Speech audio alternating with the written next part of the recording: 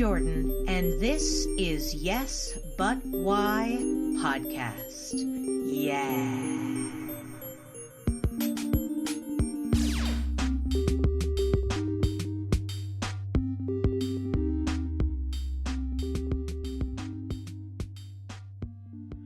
You know, what I feel like I do is that ideal and hope, which we just so desperately need now.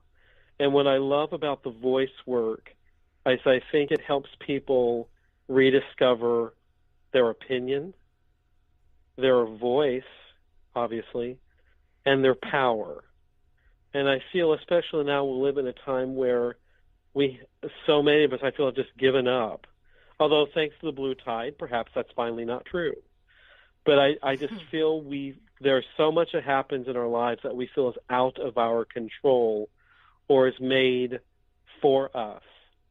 And I feel like in the classroom is where I deal with getting power back, reclaiming power. And I really enjoy that. It's quite moving. And especially seeing students realize what I say is important and what I say can physically, emotionally move other people.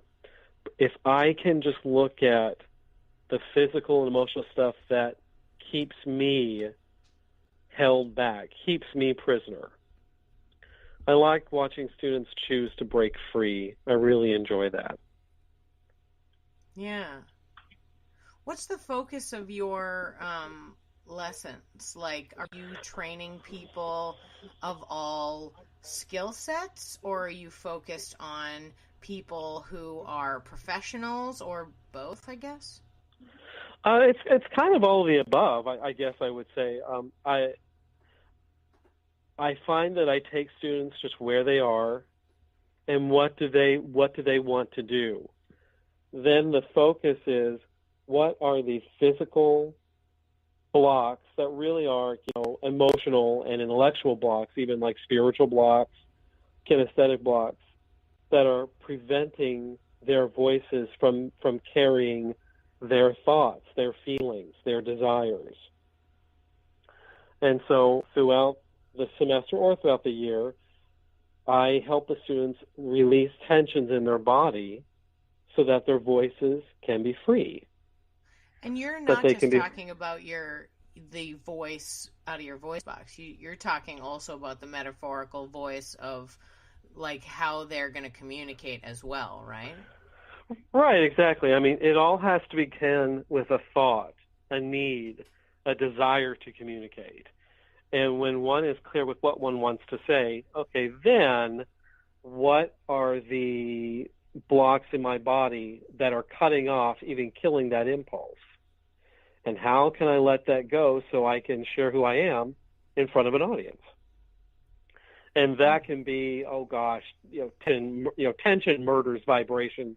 So different parts of the body. It could be tension in the back. It could be poor alignment.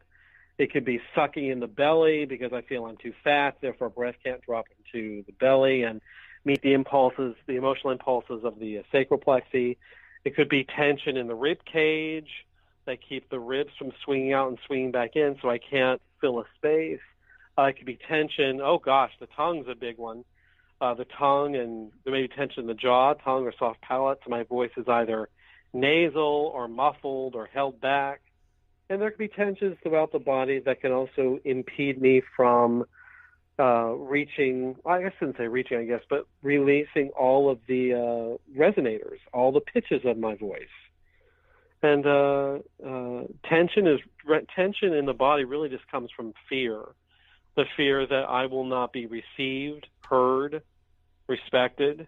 And so therefore I clamp down on that voice, part of the voice that I believe will not be accepted.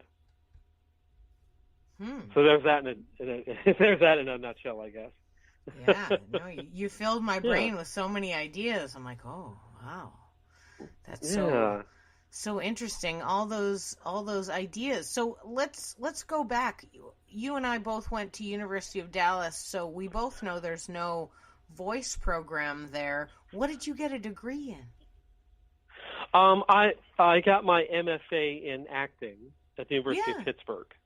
Yeah, and I was really lucky that the summer before returning for my second year, which is when voice really began in earnest, the voice teacher about a month or 3 weeks before quit. And so the head of our she said, I'm out. And so the head of the program at the time had this great idea. Rather than doing a last-minute national search, which they couldn't have done in 3 weeks, what she did is that she contracted out different designated Linklater teachers who could teach, let's say, for a month at a time. And so I and my friends in the grad program, we get master Linklater teachers, especially a lot from who are based at Shakespeare and Company in Massachusetts, who would teach us voice, but for a month at a time. And then when they were done with their section, a new teacher would come in and teach us for a month. And I found the work absolutely joyful. It was terrifying because it wasn't what I wanted, which is just teach me how to talk and I'll do that and I'll get a job. It really got into my body. What is the stuff that I am holding on to that keeps me from being a free artist? And these teachers, gosh, they listened so well. Their voices were so ingrained in who they were, and they knew all this intricate, psychologically alive, emotionally in tuned knowledge that I didn't see how anybody could know. And what happened for me is at the end of grad school, I just knew that wasn't enough. I wasn't brilliant yet at the age of 25. I didn't know it all. It's amazing that you knew that. Exactly. Just like, I'm not done. And when I started teaching, I wanted to teach the voice work, but I was horrible. I had the ego and I had the desire and I had training, but not training as a teacher. And I just found, however, I wanted to lead warm-ups. And, especially since in my 20s, my physical type, I was the fat, funny guy in my 20s. I was called on to do accents because I was the guy who would play 5 or 6 different parts in a play. That was my go-to in my 20s and early 30s. It was actually a surprise when I got one role through a play finally. I went, wow. So, and because I was using my voice so much and accent so much, I was just still in this world of what can my voice do? How am I defining who I am through my voice? And why is that still not enough? And I just found that I hadn't trained enough. It wasn't the fault of my teachers in grad school. It's just I needed to keep working. I wasn't done. So I began training in Linklater voice, training with different teachers. And I eventually, after about a decade, it was a really long process for me, finally became designated. So this sounds kind of like your own personal journey of finding your own voice. Do you think when you finished the MFA in acting, you knew kind of what you were going to do? Well, you knew about performance and this next journey was just about teaching, or was it about the overall experience of being part of theater and knowing what needs to be put into it that you developed over the decade? I knew when I graduated that I wanted to be part of a regional theater. I didn't really want to go to New York because I went and I hated it. And just knowing who I was like, I'm not going to move to New York to please somebody else who doesn't care. And I just realized New York, I went to some auditions and went, I don't like this place. And I just had to be honest. So I eventually did theater in North Carolina with a theater company there where I was the education director and a company actor and a teacher and performer and a resident artist. I knew I wanted to perform, but I knew I really wanted to be part of a community. And I just found that the itinerant life of the actor, just audition, next job, seemed really cut off from people. And I felt there wasn't a connection to community. What are we doing? You know, knowing who is in the audience and seeing them want to know, hey, what'd you think about this? So I knew I wanted to be part of that. But I just knew in my heart that though I had great training, I mean, I went to the University of Pittsburgh, it was wonderful. I'm very thankful I got my MFA from there.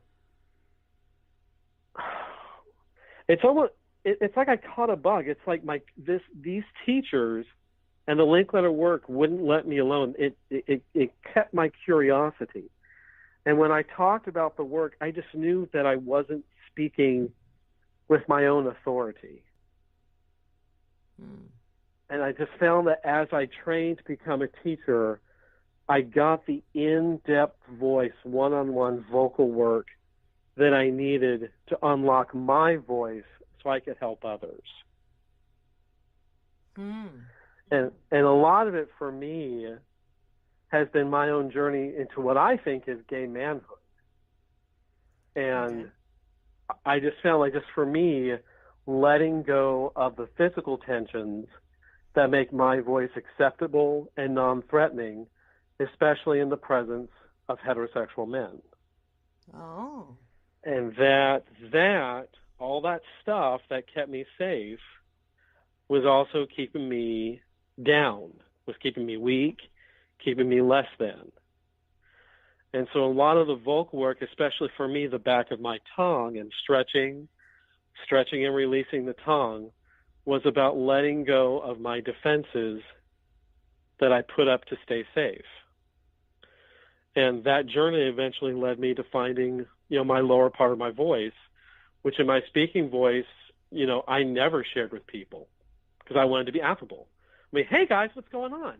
That's great. Oh guys, that's cool. That's great. Oh guys, that was my voice until about, God, I would say about at least till I was 30.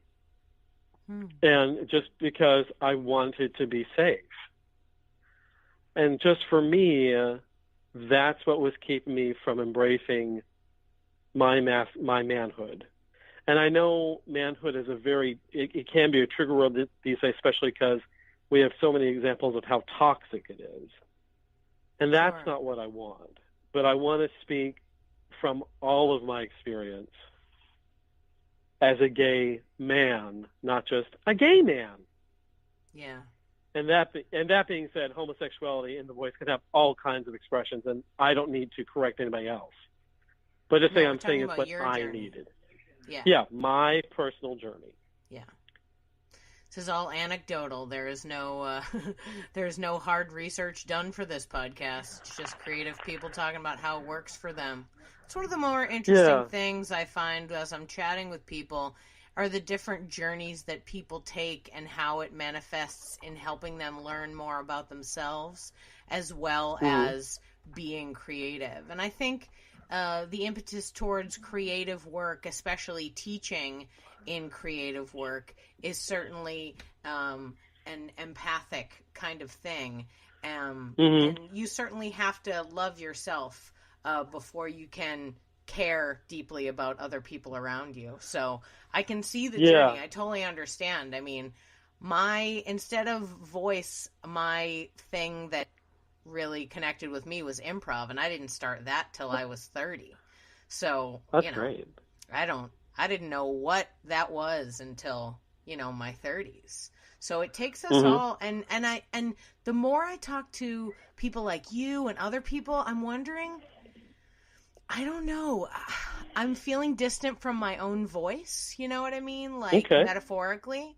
And so it's been great to talk to people about different ways to find it because it's, I'm open to all the different possible avenues. And since it's been a while since I've performed, my baby is 1.5 years, so I've been 1.5 years hanging out with a baby, which is not as performing as you think it is. I mean, I do song and dance numbers for him all day, every day, but it's just Oh, I don't get the feedback I'm looking for, yeah. but but yeah, it's just so interesting that you know that the way that you found your own voice, that the way that you were able to connect as a creative person, as a human being, was through voice techniques. And it sounds like Hmm. that University of Pittsburgh sort of fluke program of teaching seems to be the key to the whole thing for you. Yeah, I'm very thankful that that woman quit. I really am. And because Right? I know that my voice journey would be incredibly different. And I also know that I'm very lucky and honored to have worked with teachers who were strong enough to face their own demons Yeah. and could walk into a room ready to deal with ours. Because I know that when working on a very, very personal, vulnerable thing like one's voice, one's body, one's acting, one's teaching, automatically we will put up all sorts of defenses to make sure we don't change. Yeah. And those can be either direct defenses or indirect defenses. And sure, we all go at our own pace. I mean, tearing down layers is a lifetime of work. You can, not everything will be fixed in the semester class, though a lot can happen. But I'm very thankful for teachers who were grounded, who had gone through the work, who knew who they were, so they could handle me starting the journey of figuring out who I am. It's a lot of strength. It's a lot of humility. It's a lot of kindness, but an inability to put up with bullshit. When you're It's quite a training journey. voice, are you training people to speak, to sing?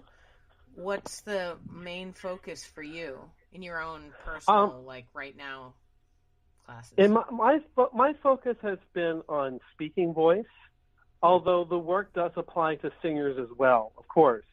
But I've basically worked with the speaking voice, and also I'm finding a lot of calls to work on accents, and I have started to find a calling to work with the transgender community on those who want to release the voice now that their bodies match who they know they intrinsically are. So, but the Linklater technique, I mean, obviously works with singers as well. That's so interesting. So you're mostly working with actors, though I am fascinated by the new transgender community coming to you. I think that is wonderful. And what a great resource you are. I am this year I am a freelance vocal coach, and I'm freelancing for this year while I job search for a full-time position. And I've just finished working at the University of Kansas, where I coached the curious incident of the dog in the nighttime.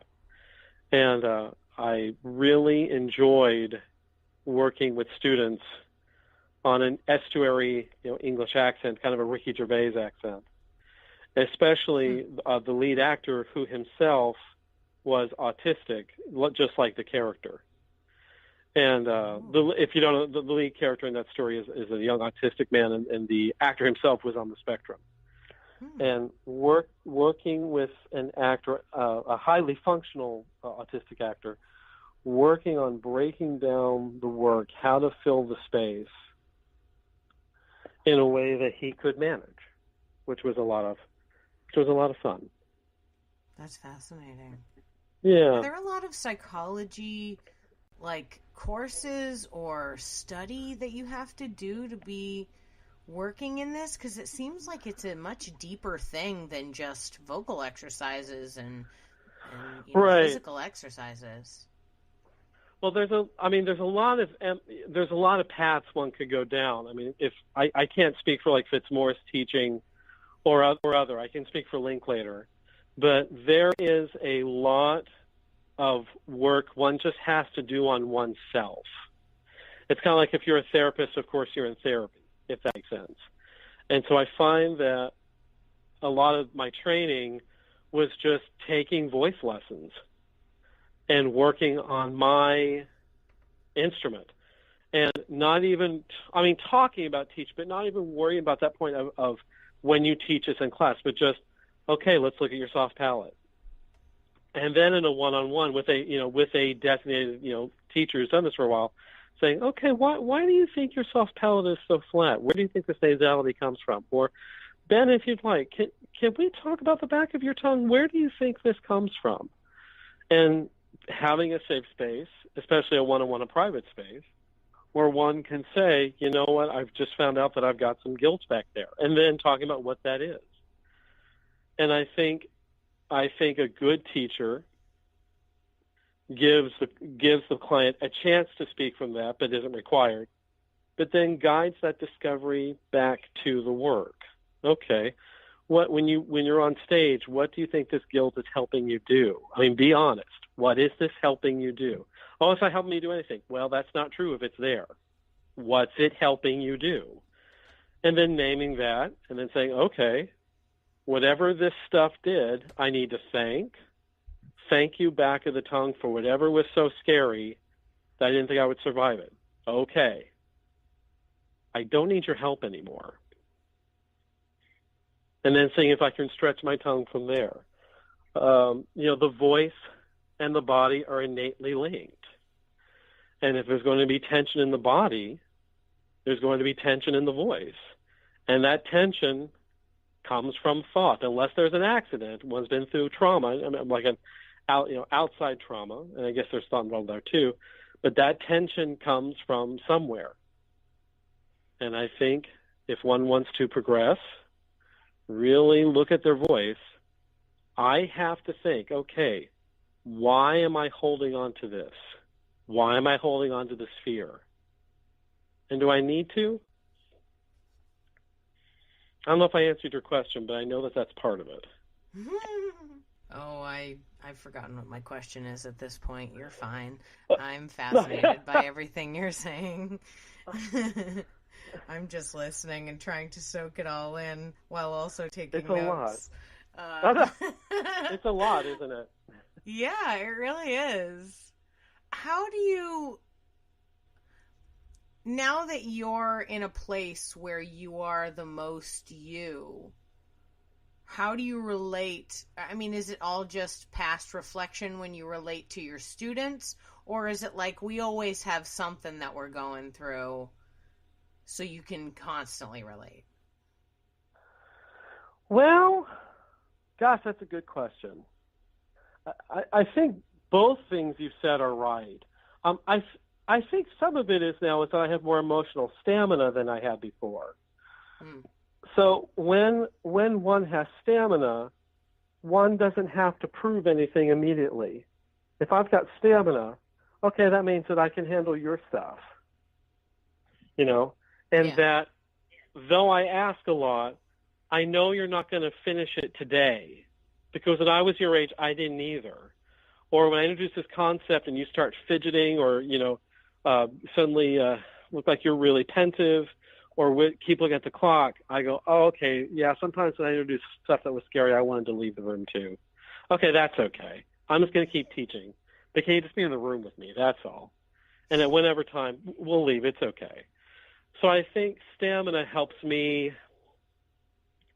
Gosh, maybe the word is forgive. I don't know. But perhaps just it gives me patience. Just, when I've got stamina, okay, I'll be with you here. You're in the room right now. That's fine. Yeah. But, I think that's okay. But I think also when we're going, we're all going through stuff. It just as we get older, it changes. But if I keep breathing, but if I keep breathing, then I know that even what horrible things I went through in 2018, I'm still here, which means that there's hope. And if you're having a bad day, okay, I'll give you a chance to talk about it if you want. But if you don't, well, okay, we'll just keep doing the work because I'm going through shit too. and I showed up to work today, and that's fine. We never figure it out. And I just want to say, in some ways, we're never okay. Yeah. Or we're never, I guess I should say we're never perfect, I guess. We have better days and better parts of our lives. But there's always some part of us that is always, we feel either insignificant or unsatisfactory. Yeah. And we just have to enter the classroom or the rehearsal anyway and go, okay, well, if I'm in rehearsal, all right, what can my character do with this today? What can my character, or really, because the character's me, really. I mean, it's always me, just in different situations. Sure. But what can my character or me do with this?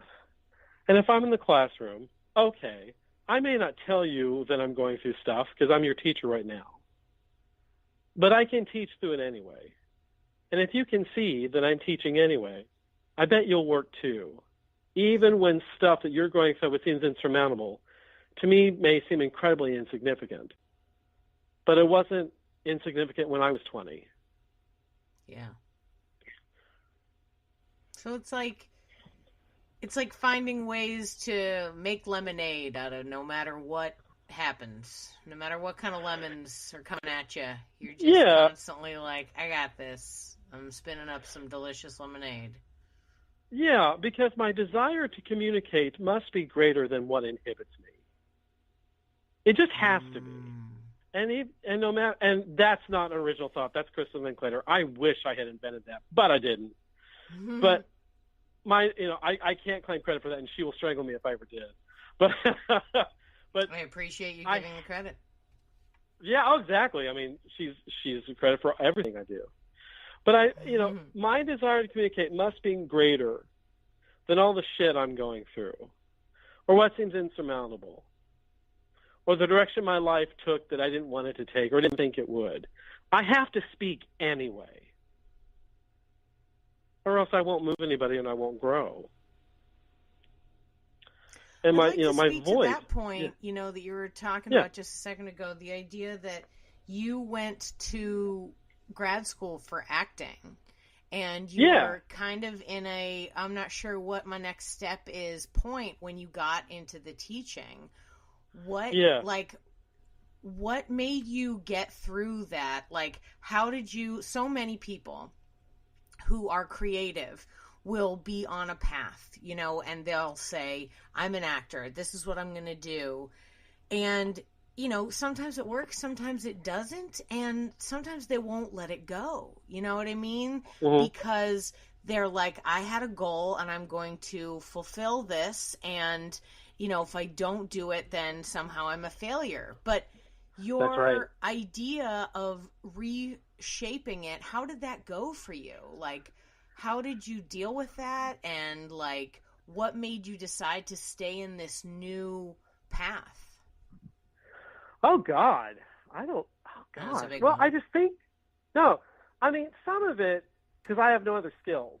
So there's some of that. Maybe you had acting skills. You got an MFA. They didn't kick you out. Sure. A little.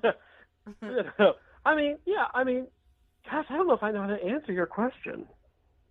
I mean, I just knew that I knew I loved teaching. And I knew it was something I was called to do, and I still am. And, oh God, I hate this answer. I just had to do it. And I just hate that answer, because what do I do with that? Maybe I guess, and maybe it'll help you do it? Yeah. Okay. What if you, earlier in our conversation before I started recording, we were talking about a student that you had who finally realized what was going on, finally realized what she could do, right? Yeah. And you were so happy that she embraced that. How would you communicate to a student if you see they're on one path, but they clearly need to be going down this other one? How do you communicate to them that they need to, like, that it's okay to let go of the first one and go on to the second one? I think in that case, when you find when you are meant to do this, that you're not doing it to please someone else, that there's so much less tension in your body when you're really playing this guitar rather than speaking this Shakespeare sonnet. Or when you are working and there's an authority I hear in your voice and there are impulses in your body that you make without me having to remind you to do it. When you don't ask me, hey, is this okay? And I think there's also, when people are going down a path that they're really not meant to do, there's so much force and strain because they're trying to be something that they're not. And when they're trying to be something that they're not, they continually give their power to someone else to be approved. Now, yes, in classes and rehearsals, we need the approval of the director of each other. I mean, I'm not saying that that's wrong. And we can't be wildly independent so much that we ignore the project. That's not what I mean. But there just seems to be an ease and opinion that we have when we are doing what we are really designed and meant to do. See, I knew and you when we know hear, how to do it then. Yeah. It's so much easier. Yeah. The thing that I learned personally when I was teaching is that when I'm teaching, I'm really just teaching myself. Like I'm going through a long, and perhaps it's my ego. Whatever, it's fine. It's what gives me my authority. And you know what I mean? Whenever I thought about, you were like, I don't know how to answer this. And it was like, you know how to answer this because you were just talking about it. What we want for our students is what we want for ourselves. And the way that we explain to them about what's going on with their journey is exactly the way we see our own. Especially in the moment. Because for instance, for a lot of years, for about 8 years, I taught the exact same level 1 improv class to hundreds of different people, right? Yeah. And to me, it was fresh every single time. And people would be like, I do not want to teach that class because it is so stale. And I was like, no way. It's fresh. It's new. Every single time it's a different thing. And they're like, no, it's not. Ugh. But it was because for me, my teaching is my own journey through the material again. I'm discovering with them in that moment. In the thing, even though I'm telling them what's going on, I then see what they give back to me. And I'm like, oh yeah, that is what this means in a larger, because, with improv, it's all about yes and. So I'm just yes anding all over them the whole time. But at the same time, that's kind of what you're doing when you're working with a student for the first couple times. You're just being excited and, into the journey with them. But yeah, that's what I find when it comes to when teachers don't know how to express about what happens to themselves. Because like I said, I'm even hitting a wall voice-wise. And I think it's because I spent so much time focused on other people. And now I'm like, oh, wait, I'm alone with my thoughts when my baby's asleep. What am I doing with it creatively, right? Yeah. And so, when you're in a group, it's one thing, but when you're on your own, it's different. And it's interesting to hear you, I love this idea that when you're doing the thing that you're supposed to do, it's just easier. You're less worried. There's less tension in your body. You're more likely to just do it.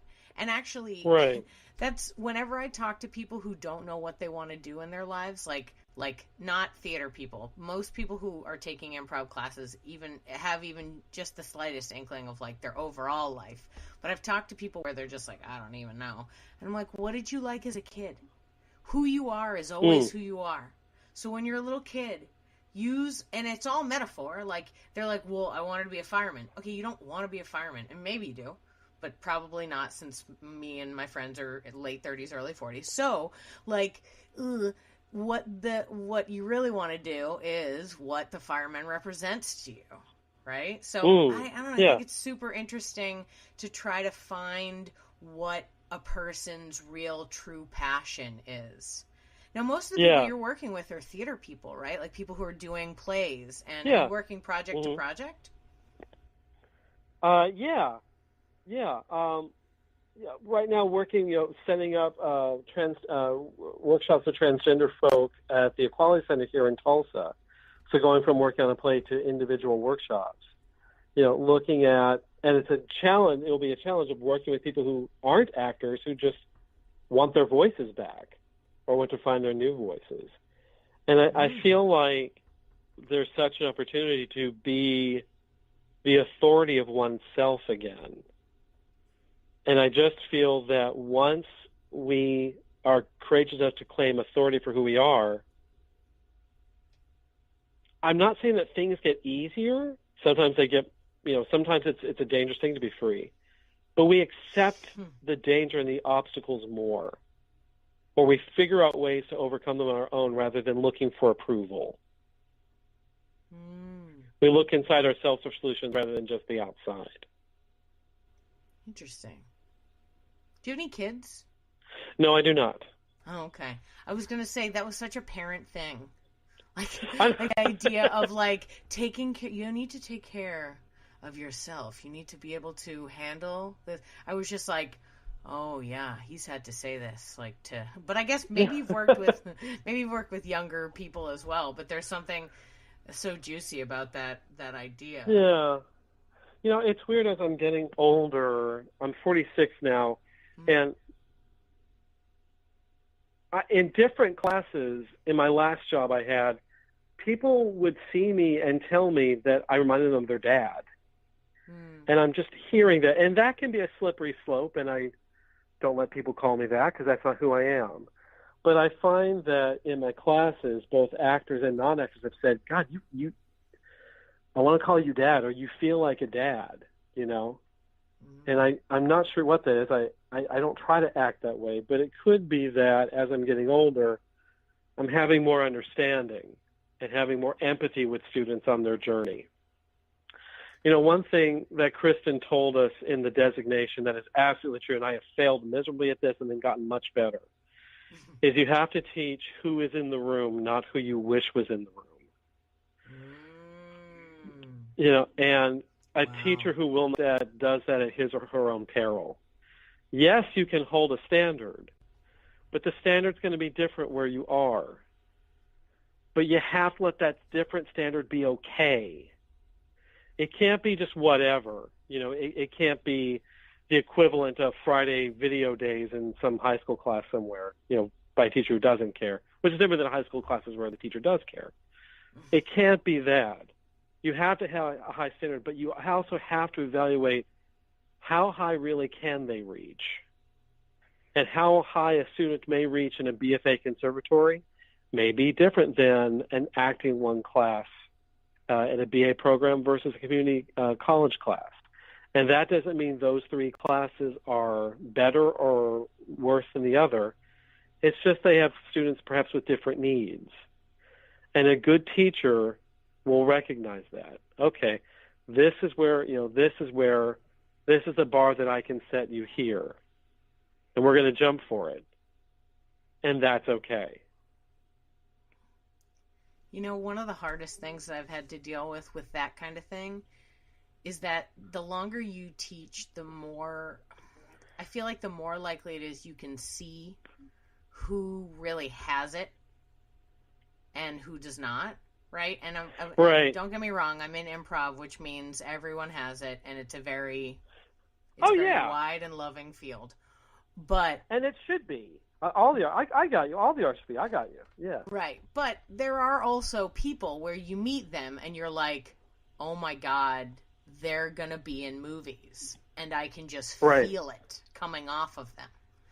The thing that kills me, and the thing that I've had the hardest to deal with, is when you see that the person has the talent and then they just don't take care of that talent. They just let it languish. You're like, no. Exactly. Please don't. You're so good. You could be so, you could do this at the highest level. Why? No. Mm-hmm. And then they just languish it away. That's one of the toughest parts about it. And I think why that quote is so important, teach who's in the room, not who you wish, because it's like, it's great that this person has the talent, but it's talent plus drive that gets it out the door. Yeah. And even like, Uta Hagen, in her like Respect for Acting and Challenge for the Actor, talked about, talks about the ugly baby and the pretty baby, and that the pretty baby is just so beautiful, the parents will come and coo for it, and that's fine. And the pretty baby has to do very little work.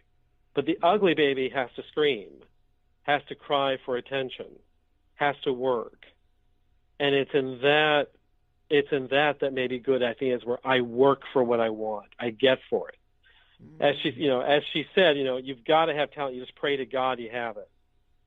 But it's not enough. And I do think in a lot of ways, I think hard work can't replace talent, but I do think it can release talent, or at least learn from others to maybe excavate what's down in there, maybe release something that wasn't there before. But talent with hard work will only get you so far. Yes, you get seen. Yes, someone wants to see your headshot. But then you've got to read from the side. It may get you cast, but then you have to be cast again.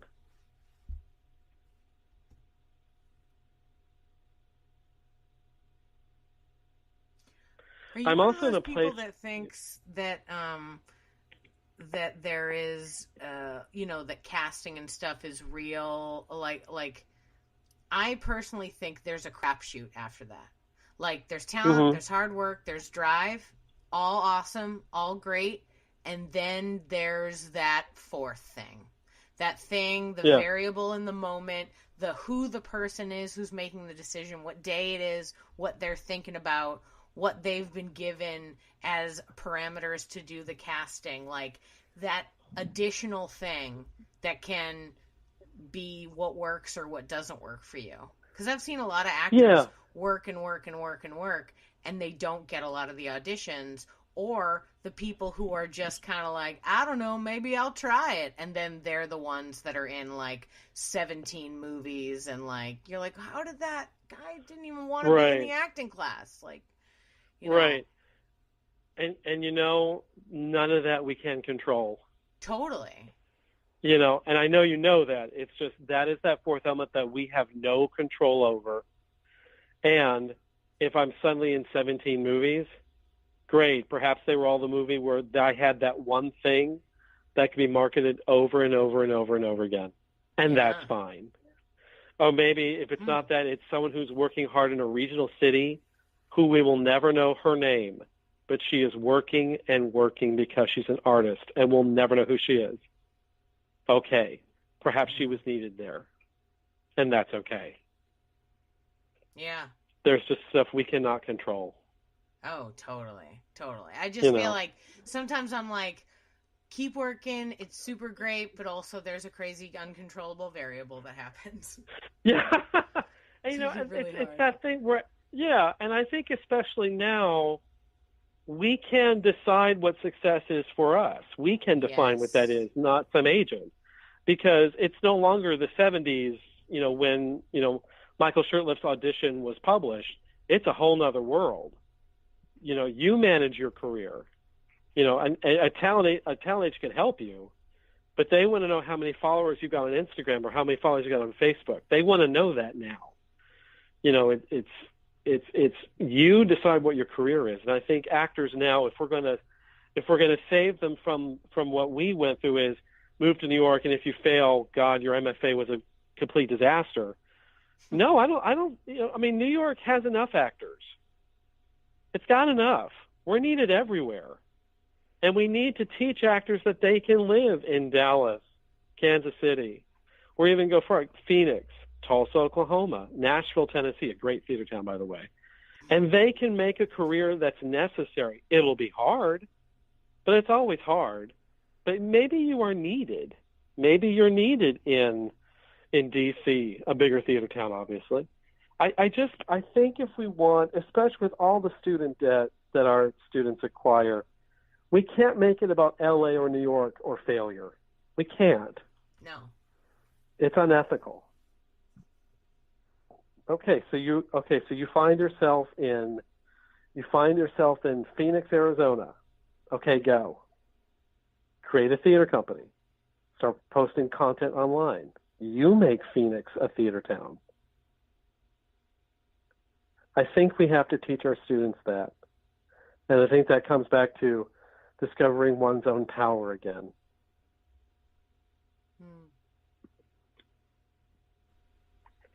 Yeah, not a lot of people believe in themselves enough to just do it, to just make it happen.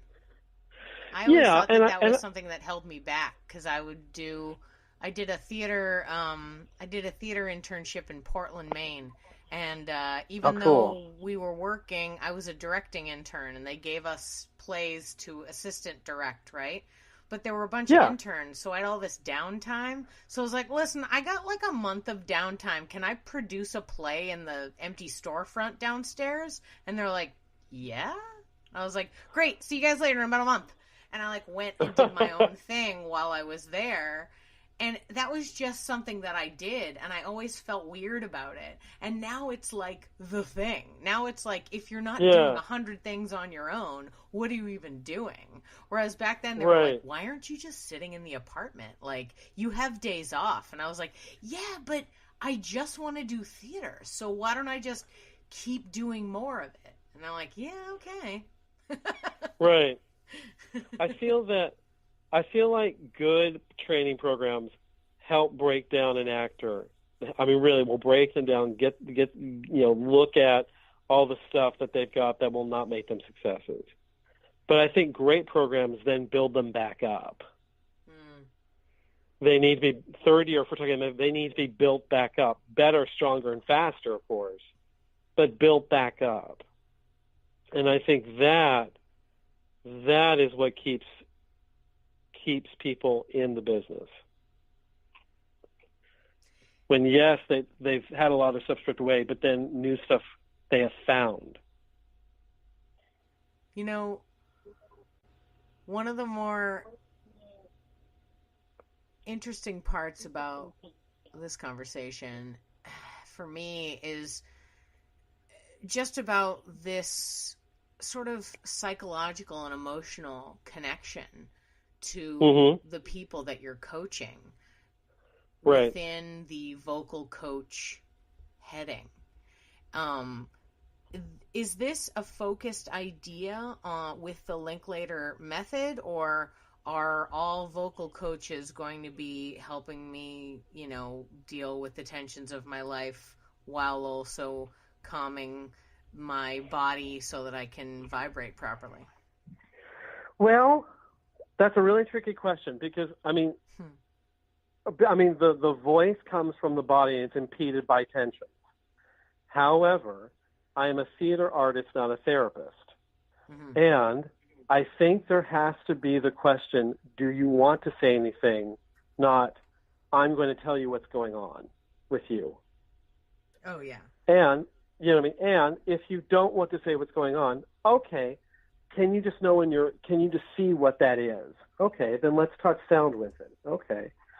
Kristen herself says that if everybody had a really, really big cry, and then if we all laughed uproariously for like 15 minutes every day, we wouldn't need voice work at all. Just a big cry and a big laugh every day, we don't need voice work. No, we'd all be out of work.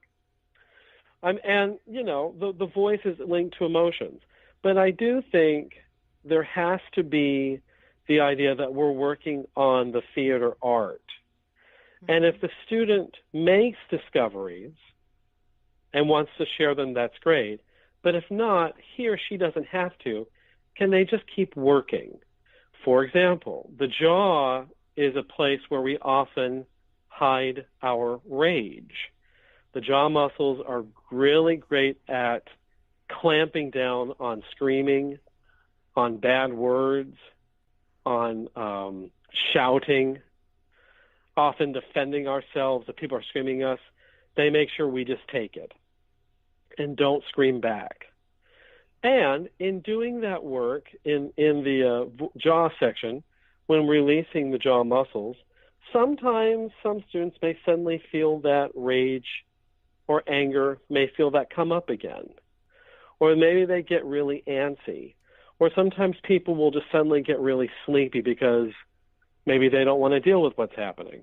And I will not say, I will just say, hey, this is, rage often lives here. Okay, you might feel really angry.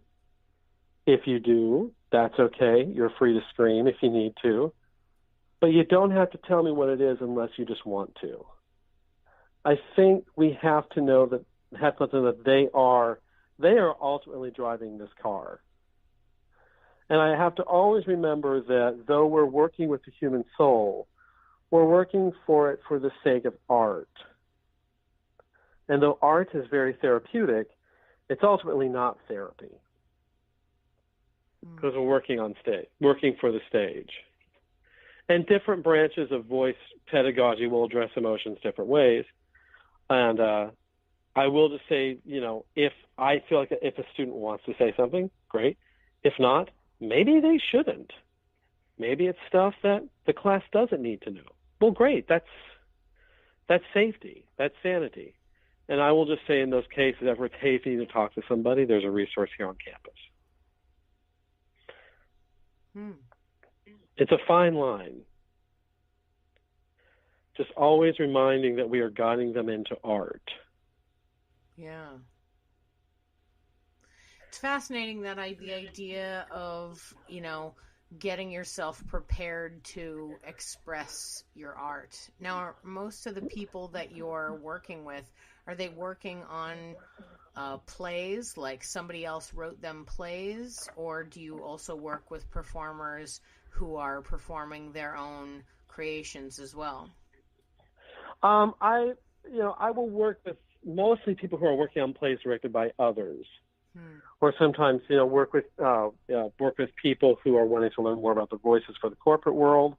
I haven't worked with a lot of people who are working on their own original work. Boy, I would like to though.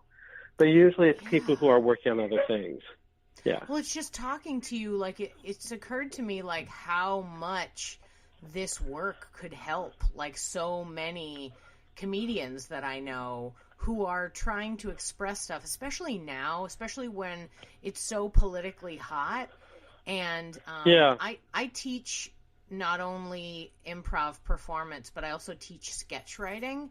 And since since the turn of the political world, let's say, satire has been a hot topic, and people are into it. And so I've decided, as I'm teaching these things, I think it's very important that people are doing it correctly, that they're communicating properly and sort of separating from the real of what it is. I'm like, you are writing a comedy sketch. Let's remember that. Number one, it's funny. Making them laugh. And the other thing that's super hard is the world is ridiculous. And with the internet, you can literally find much more ridiculous things than ideas you come up with. So we have a brainstorming meeting in this show that I work on. And when we come up with ideas, I was like, all right, everyone, before you write anything, make sure you Google the idea to make sure you're not just writing fact.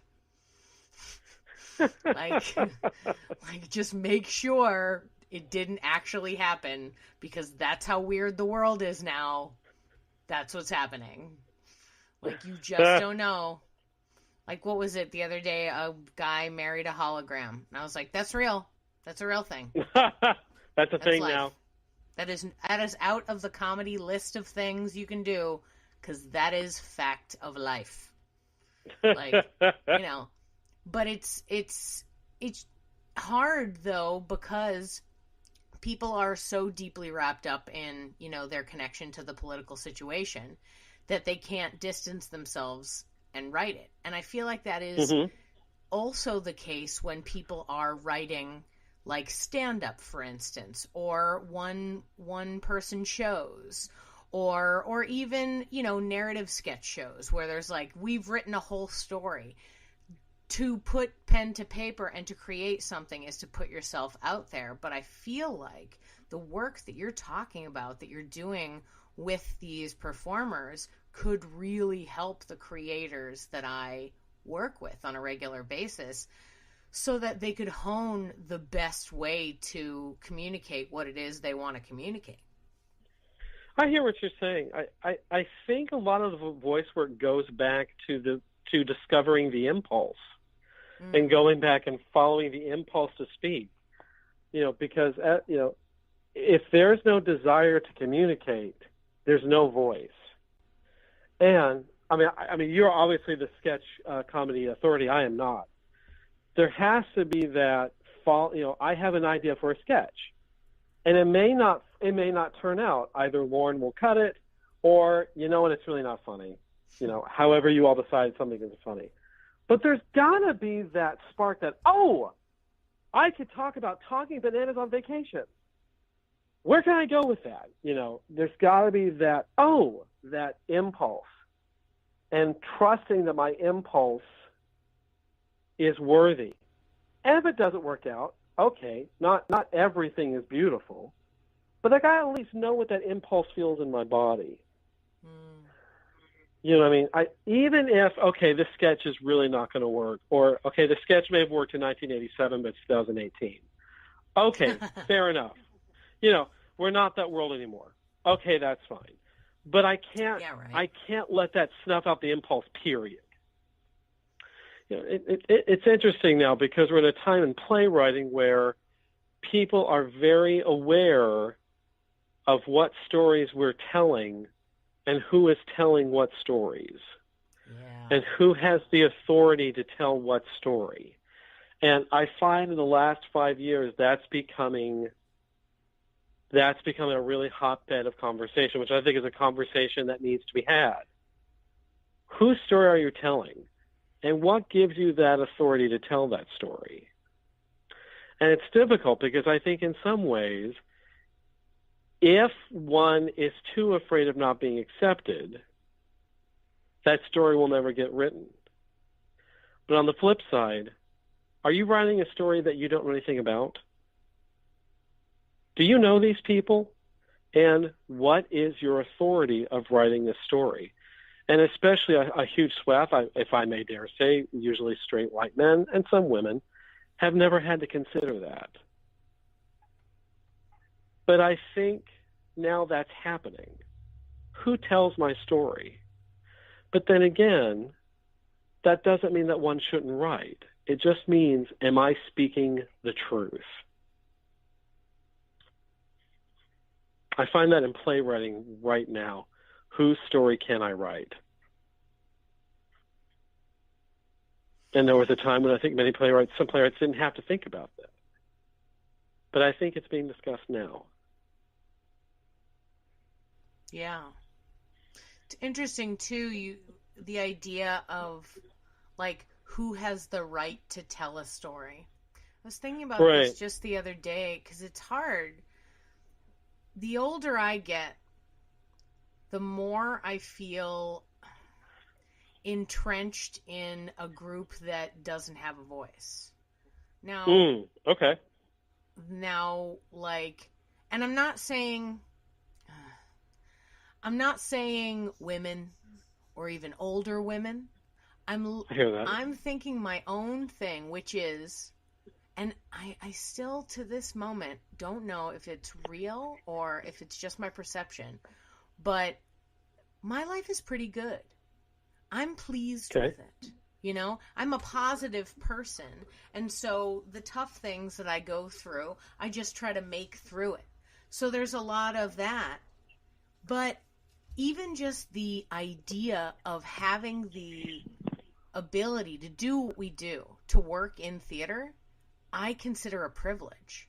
I consider myself a person of privilege because I have the ability to say, I'm not going to work at CVS. I'm going to be an improv theater teacher. Right. So it seems hard and the older I get, the more entrenched I am in that world. I'm never not going to be a theater teacher, right? I'm going to do this forever. I might do it in different ways. It might not always be improv or this style of improv or whatever, but theater teacher, definitely 100% what I'm going to do. but how do I tell my story? What is my story said? It's like things went well for me, and now I do stuff, and it's fun. It's like, what kind of story is that? And what authority do I have to tell any story? What stories are under that? I don't know. I don't need you to answer it. It's just sort of like throwing questions in the air. No, I hear that. It's something, I'll speak from my point of view. It's something as a voice teacher I've been struggling with. And I wonder if, I'm not saying I have the right answer, but I am a gay white male, and and I have privilege, but I don't.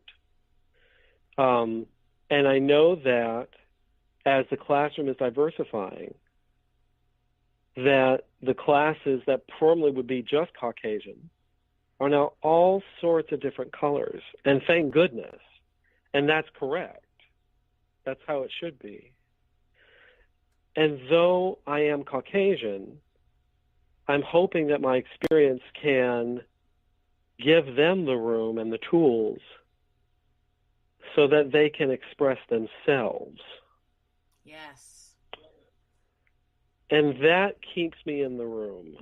And I don't know if my answer would be different if I was straight. I don't know. I don't have that answer for you. Well, no, because I hear what you're saying, and I totally feel similarly from a teaching point of view as well, which is to say, of course, I want my classes to be more diverse. I want all the voices. I want to hear all the different ways that different people from different backgrounds can create comedy, and how can I help you do that? Right. How can I help you make people laugh from wherever that is? But at what point does what I am, my age, my race, my privilege, at what point does that place me out of it? Like, am I no longer qualified? I don't know. That's a super huge question. It's a huge question, and I'm not trying to give it an answer, but what you just said makes me think of something. Cultural thing. Yeah. I know that no matter who one is, if one loses a curiosity, they can't be in the classroom anymore. Yeah. Just that's gone. If the curiosity is gone, good night. There's no reason for that. I know that. Plus, the caring heart. Like, you have to. Like, in the same way, I was talking earlier about how I taught the same class over and over for 8 years, and I loved every minute of it. Because I loved being there. I wanted to be there. Right. I wanted every one of those people to have a great time. It was my job to make sure they learned the stuff and had a wonderful experience, and I did that. And I know there's a lot of people out there, I mean, maybe not theater teaching, but who are teaching that are kind of going through the motions. Right. Because it's like the right thing to do. You're like, I guess I should teach some people. Yeah. But if it's not something that like you really, if it doesn't jazz you, if it's not like filling your soul as much as performing was or is, then I think the passion for it, the heart, these are what you need to be a good teacher and to keep it going. This is how we can stay in the room. We're saving ourselves, Ben. Though I do think the shitty stuff like, oh god, I'm going to teach some fucking kids today. Yeah. If that gets me into the classroom, that in some ways that is valid. If it gets me in the classroom, I'm not saying it's enough, but it did get me in there. And I do want to honor that even as writers know this. Sometimes even if you know your script is just shit, you just have to keep writing. Because then you'll get to the good stuff, hopefully. And I think sometimes that can apply to teaching as well. Okay, I'm not feeling it. I had a fight with my husband. I'm going through something. Okay. But here's, okay, now we're going to work on the tongue. And perhaps something will happen. Yeah. Because I do think just like learning it is hard work, I think teaching it is hard work too. Mm-hmm. And you can't like vomit on your students. You can't scream at your kids because you've had a bad day. Well, that's stupid and that's ridiculous. But at least you can affirm what you feel. Yeah. This has been a deep one, Ben. This one's been super deep. I love it. Well, I'm kind of wondering if you're like, I don't know how funny I've been or anything. This is made to be funny. Don't worry about it. It's not about being funny. I'm wondering if this one's too much of a drag. I don't know. No. This one is wonderful.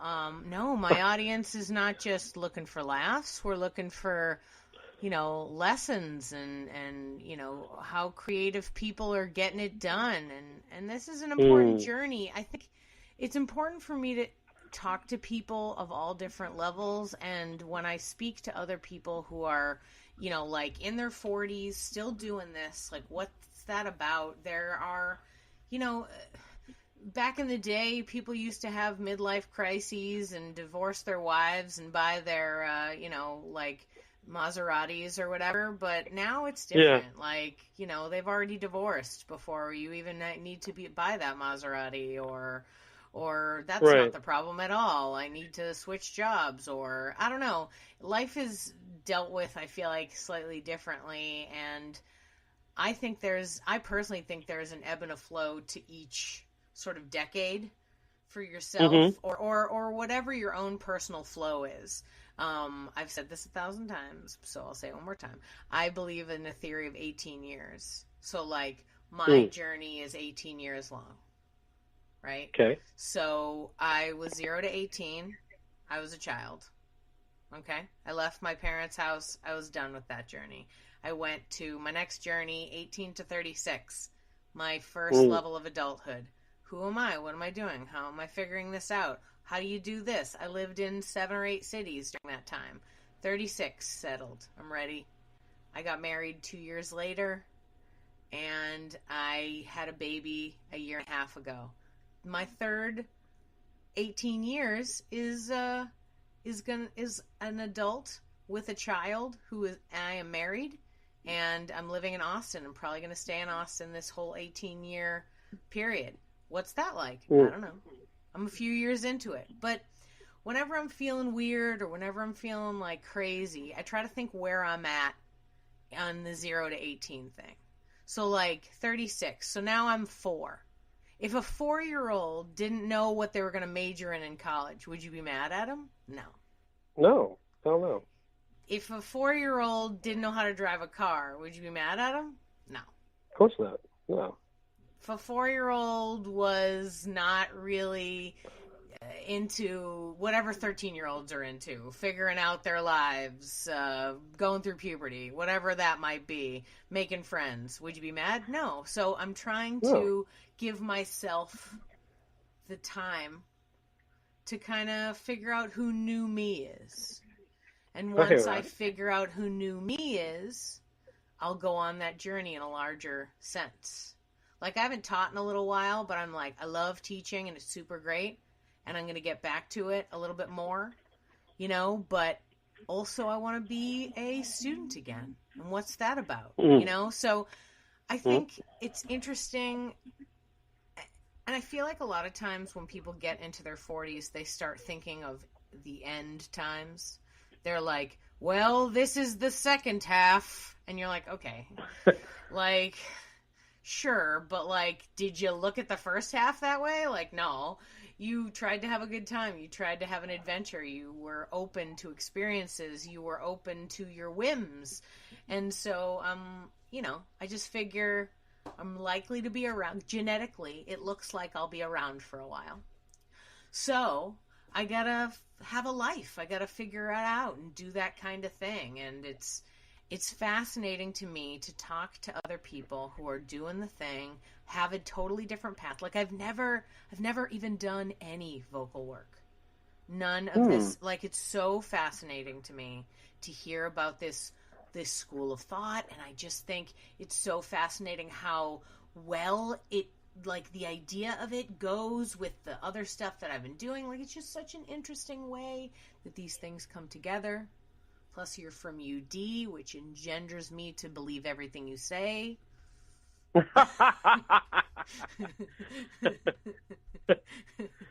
The beauty of the alma mater. Yeah. You're just like, I trust this person intrinsically. I would hand him my baby and walk away forever. It would be fine. Why? He went to UD. Both my husband and myself went to UD, by the way. We're deep in. But yeah. So, but yeah, no, I think this whole conversation has been so great. It's really opened me up to think about so many new things. And I just hope that you have shared what you wanted to share with the audience. Gosh, and suddenly I'm not breathing. I'm just glad I'm glad I had a chance to talk about what I do. Yeah, I'm on a journey myself. Yeah. But I know that in this time of peril and of this great national embarrassment, we have to listen, but then we have to speak. I was thinking about this today. So many groups are telling each other to shut up, would you just shut up? And I understand that impulse because so many other groups have been telling other people who they are. And those groups are tired of it. And they can't be nice about it, especially in these times. But I think through the shut up, I think we have to hear the word listen. Really listen. But then speak.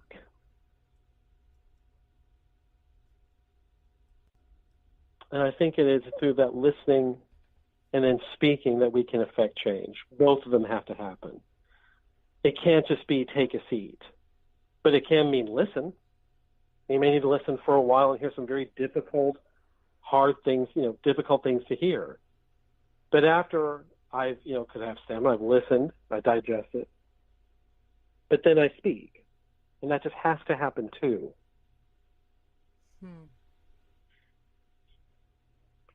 I don't have any jokes for you or anything. This is so funny. I don't.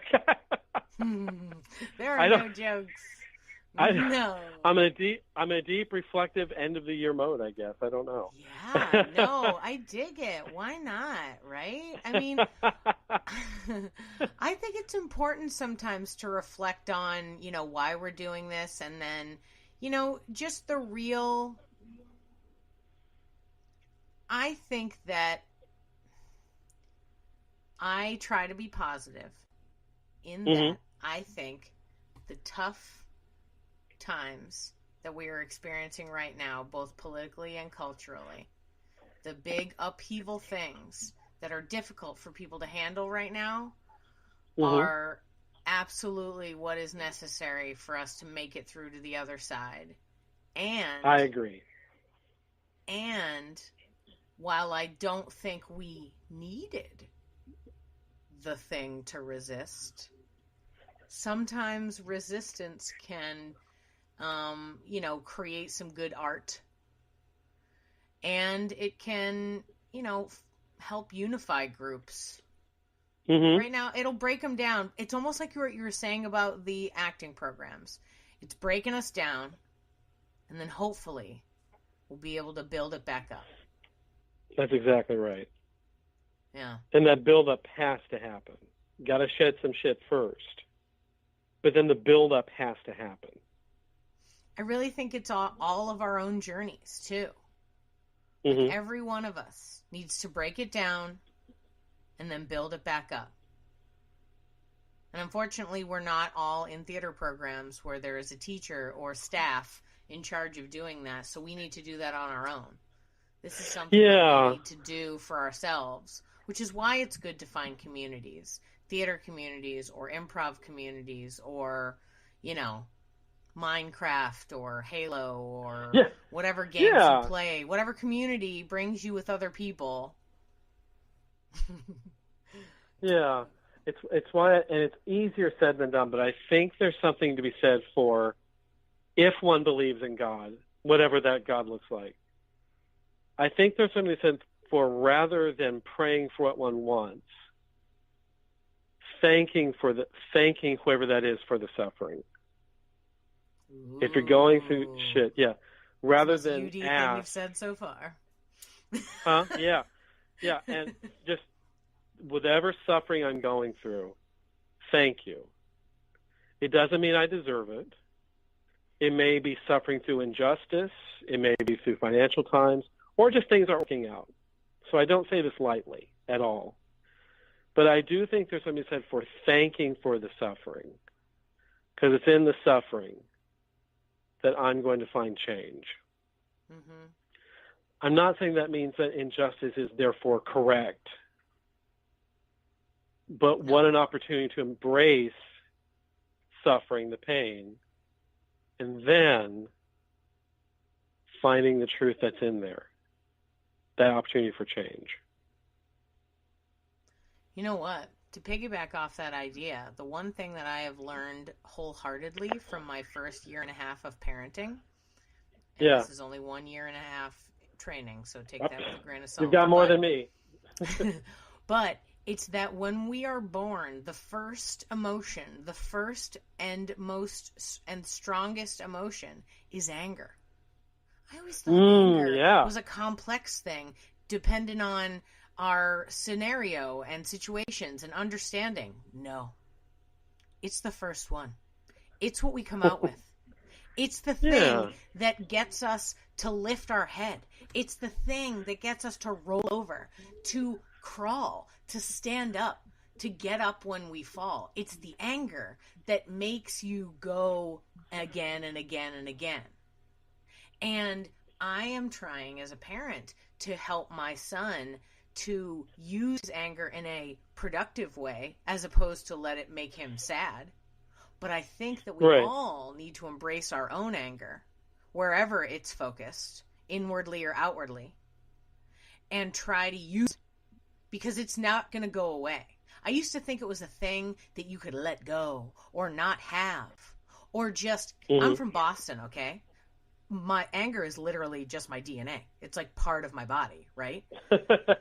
So I thought I could I live in the South now. I'm calmer. It's a lot smoother in Austin than it is in Boston. Everyone's nice here. The weather's nice. Everything should be better. I shouldn't have any anger, right? Also, kind of like what I was saying before, my life, it goes pretty well. Things are nice. People are nice to me. You know, I'm good. I figure things out. Great. Still angry. And I'm mad at myself. But then when I had the baby and I saw him be angry, and he doesn't know what things are. Never mind, has a reason to be angry, right? But there he is. He's angry. So I was like, I got to forgive myself that anger. I cannot try to push that anger away and say, no, anger, I don't need you. You're bad for me. You're me. I need to just use it. Or do something with it anyway. Or know that it will propel me through to the next lesson. I mean, literally, without anger, my child would not do anything. Like, it's wild. Right. You know, if I could piggyback on what you just said, Kristen also describes that's the impetus for communication. It's that wail, that scream, because the baby needs something. Needs milk, needs food, needs to be burped, needs to be wiped. And that loss, that and all those different cries that you innately know, all those different cries that a baby has, that means they want something else. I don't have that ear, but you have it. That pang is where the voice comes from. I need something. I yell, and then I receive the nourishment, and that pang in my belly goes away. So I learn that the voice is an intrinsic part of me getting what I need to stay alive.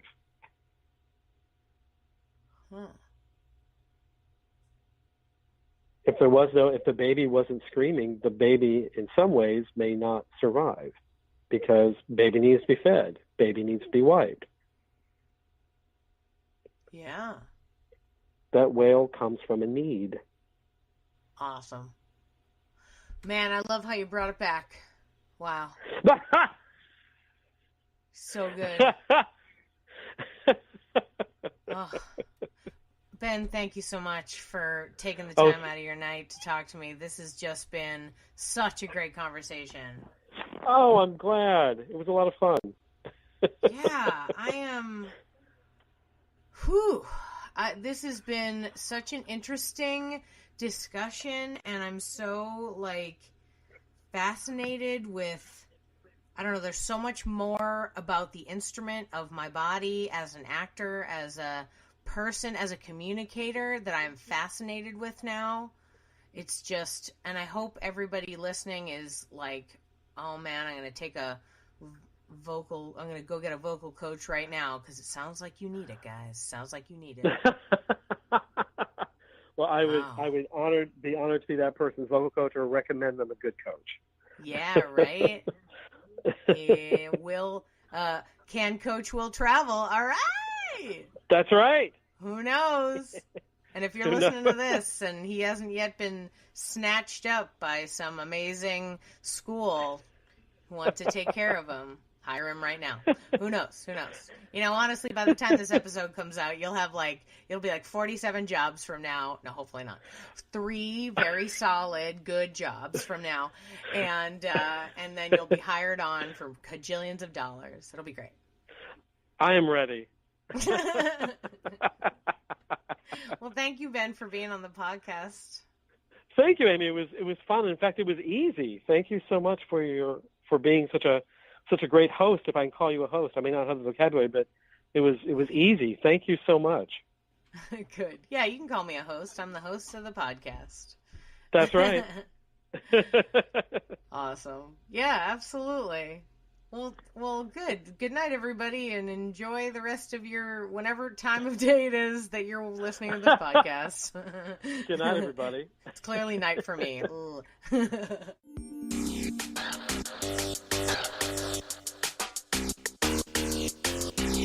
Thanks for listening to Yes But Why Podcast.